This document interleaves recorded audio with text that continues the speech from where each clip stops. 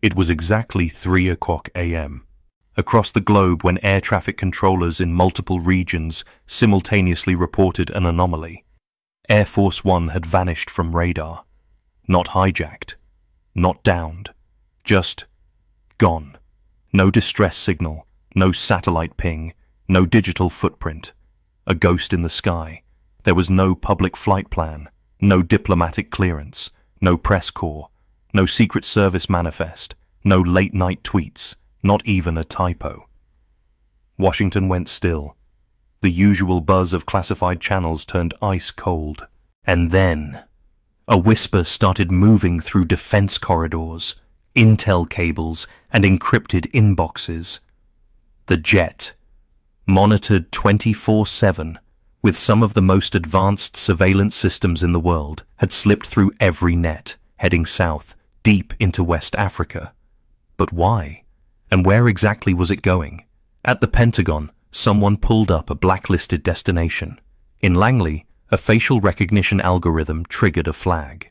And across the encrypted briefing sheets passed hand to hand at dawn, one country was circled in red, Burkina Faso. To most Americans, this landlocked African nation rarely appeared on cable news, except in passing. But in recent years, its name had started to echo in global corridors of power, sometimes with admiration, often with unease. It was led by a man many called dangerous, others visionary, Captain Ibrahim Traoré. At just 35, Traoré had done what most post-colonial leaders only dreamed of. He had expelled French troops, severed ties with long-standing neo-colonial institutions, and declared a new direction. Africa would no longer ask permission to rise. But Traoré wasn't just a defiant voice. He was a presence, a man of few words, fewer smiles, and a gaze that could disarm a room. He had no palace, no private jet, no family dynasty behind him, just a weathered uniform, a nation in flux, and the unshakable belief that dignity was non-negotiable. So why would Donald Trump, the volatile former president of the United States, travel in absolute secrecy to meet a man like Traoré? That question, in those early hours, hung like gunpowder in fog. Confidential sources later confirmed it. Trump had personally ordered the stealth mission, bypassing diplomatic channels and leaving his own Security Council in the dark. He boarded Air Force One under a fake alias, Mr. Blake Henderson, and took off without protocol, press, or full escort. Even within his inner circle, only one aide knew the truth. Alexander Crane, a longtime national security advisor, later suspected of leaking coordinates to a foreign intelligence ring. But that comes later. The jet approached Ouagadougou Airport in silence. No flight path filed, no runway lights, no welcoming delegation. Just heat rising from tarmac and shadows too quiet to trust. Then, a single black SUV pulled up near the edge of the field.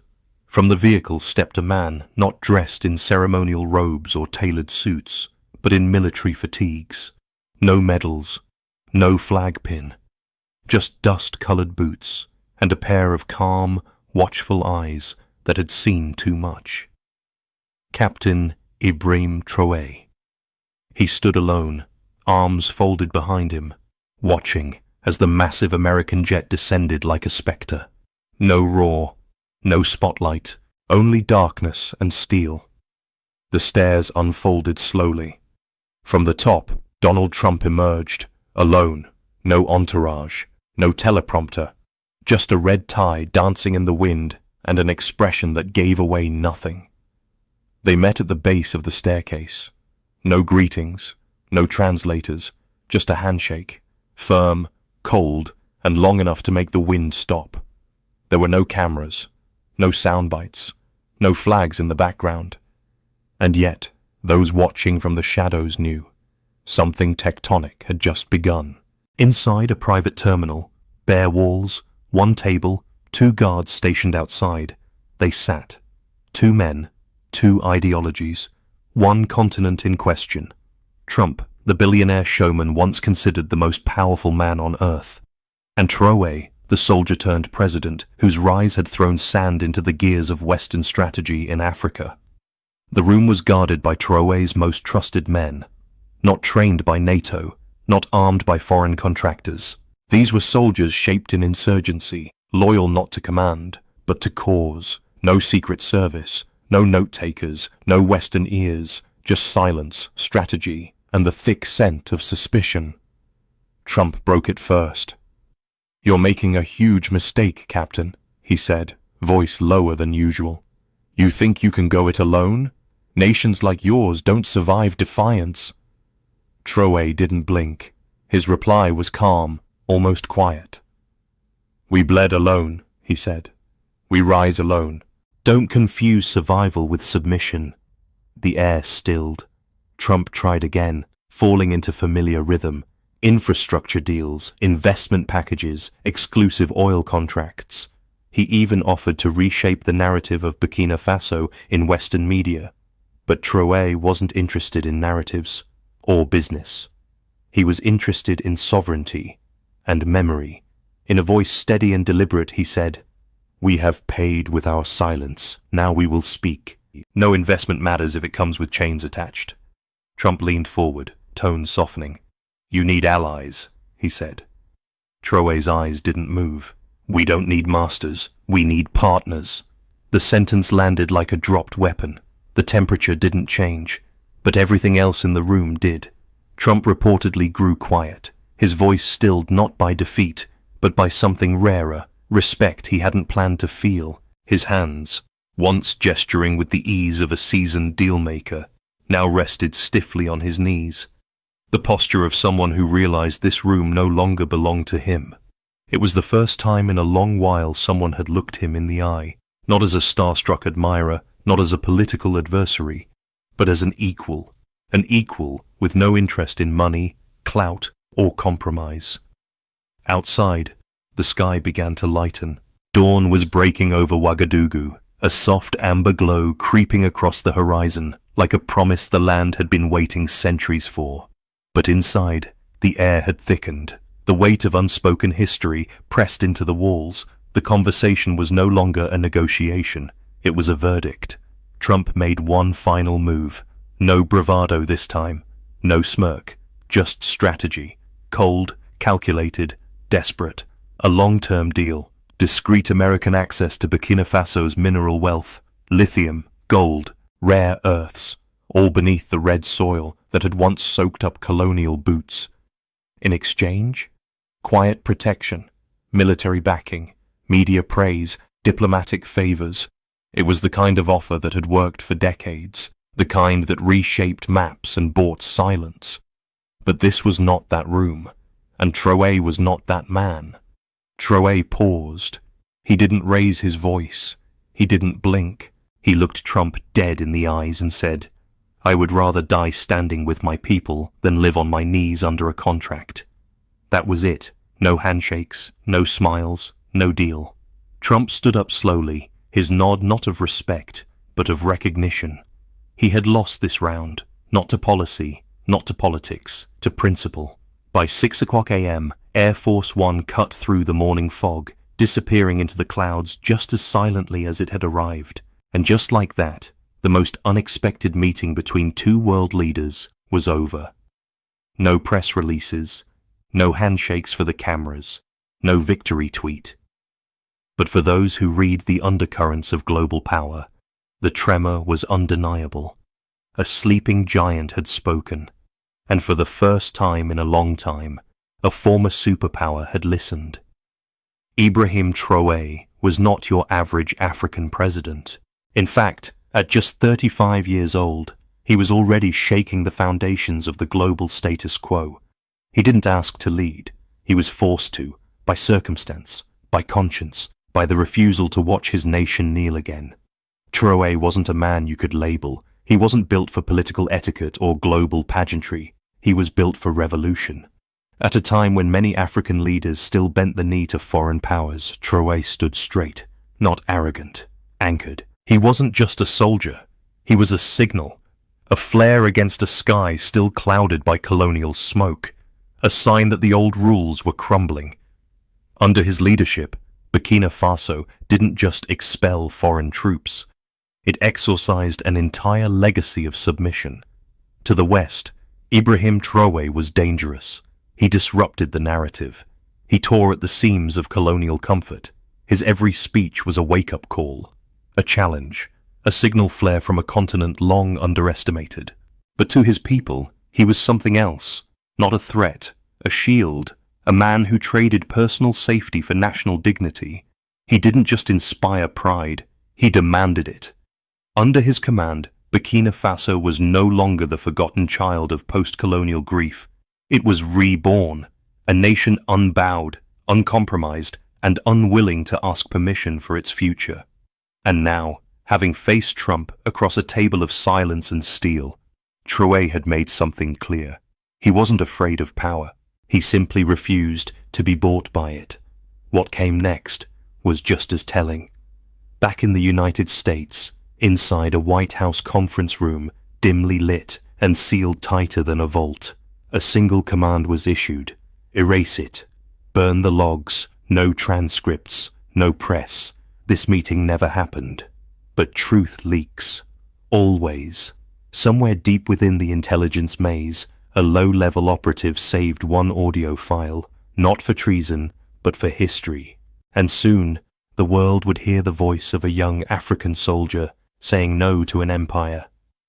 He had arrived not with the grandeur of motorcades or marching bands, but under cover of darkness, guarded only by a handful of trusted men and one singular sharpened goal: re-establish American influence in Africa. The stakes weren't ceremonial, they were strategic, because something had shifted. Africa was no longer quiet. Why had Trump chosen Burkina Faso, of all places? According to sources close to the operation, he had grown deeply concerned, not just about Traoré, but about what he represented. Africa was changing fast, too fast.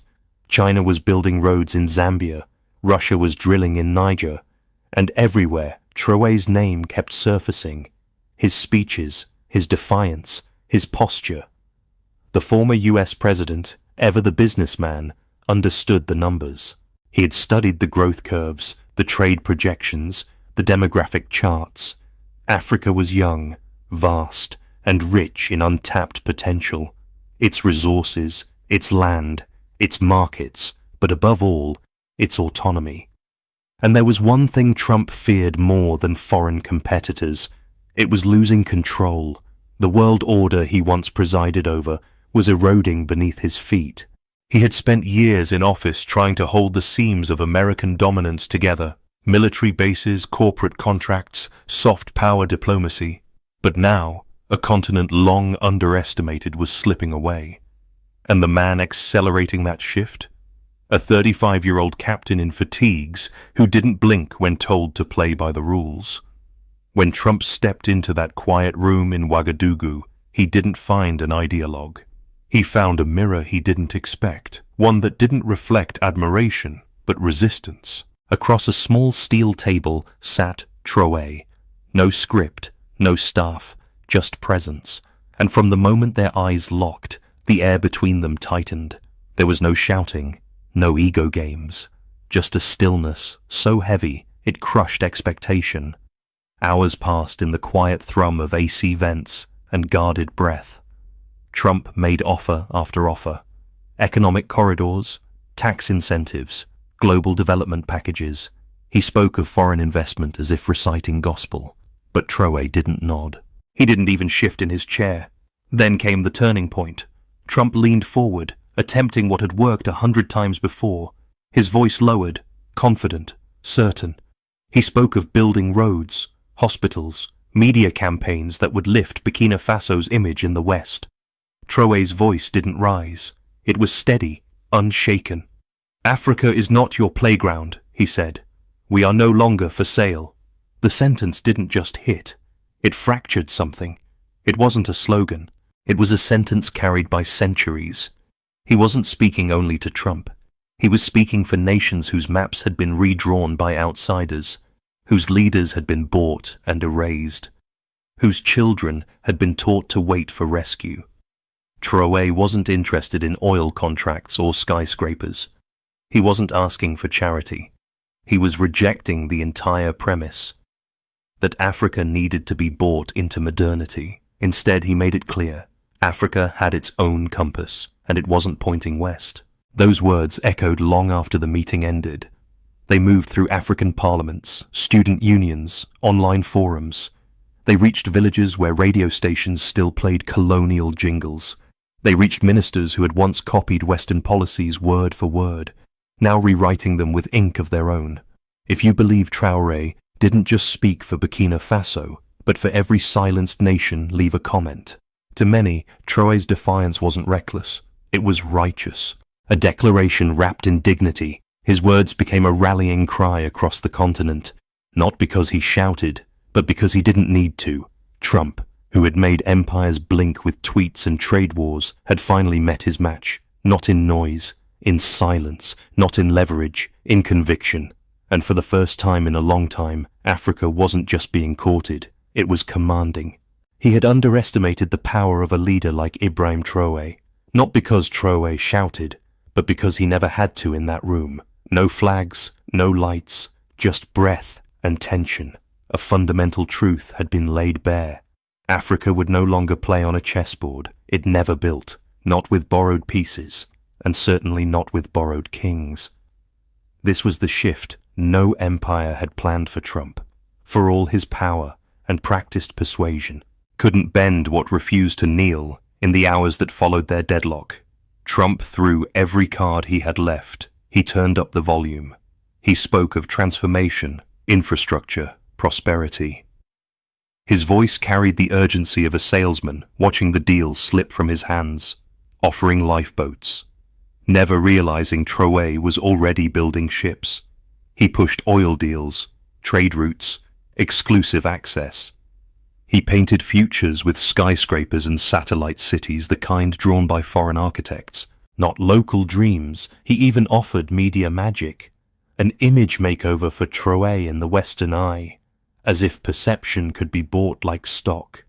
It was a deal-maker's dream, American expertise, branding, influence in exchange for loyalty and compliance. A polished leash dressed as opportunity, the kind of deal leaders had taken for decades, only to find their countries emptier than before. But Ibrahim Traoré wasn't most leaders. He didn't pause to consider what he might gain. He saw the strings before the gift, the chains behind the smile. A better life, Trump had said. A better life under whose definition? Traoré replied, he didn't want prosperity dressed in obedience. He didn't want rescue. He wanted respect. He wanted a seat at the table, not to beg, but to speak. He wanted freedom, not the sanitized freedom that came with contracts and conditions, but the kind that let a nation breathe without asking, act without consulting, and rise without apology. And most of all, he wanted America and the world to finally understand Africa was no longer the continent of silence. It had never needed discovery, only recognition. It was no longer waiting to be discovered. Africa had already awakened, and it was writing its own script, with ink made from memory, blood, and pride.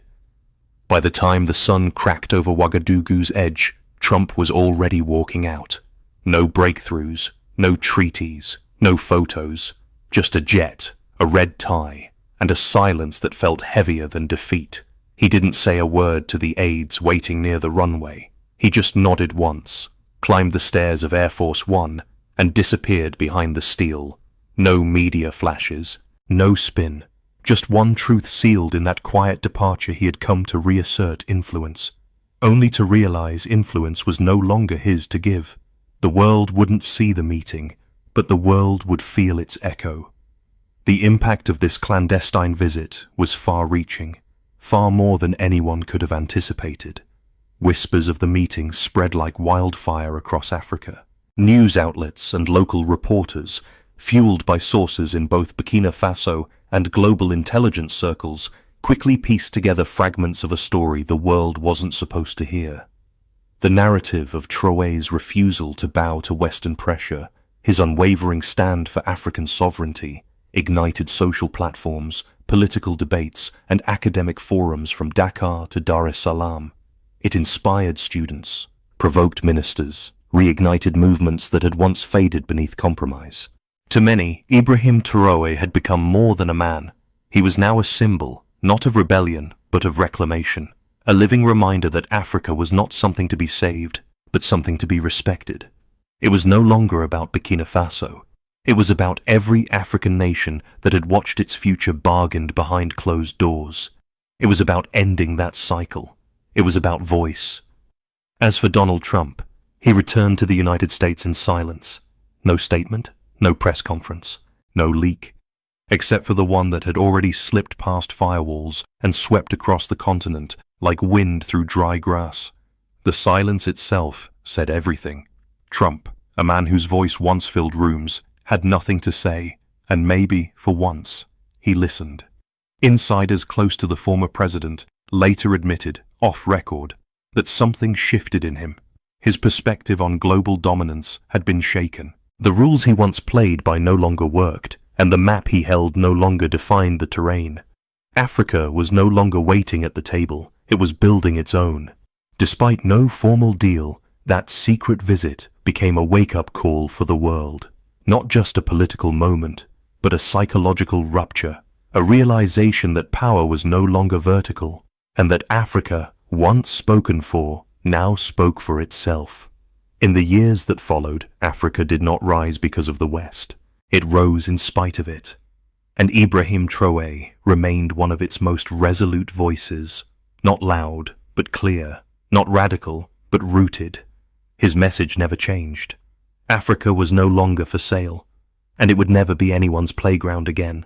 As for the West, it was forced to look in the mirror, and in that reflection, it no longer saw a continent to control, but a continent it could no longer afford to ignore, because Africa had awakened, and it wasn't asking, it was declaring. As the sun set over Ouagadougou, the echoes of that meeting still rippled through parliaments, newsrooms, and back channels across the globe. Traoré's words to Trump weren't just a rejection. They were prophecy. Africa will rise, on its own terms, with its own voice, and without permission. Trump may have left in silence, but the silence didn't stay. It thundered. If you believe Africa's rise is inevitable, and Traoré's voice speaks for millions, leave a comment and subscribe, because the world is watching, and the next chapter is already being written.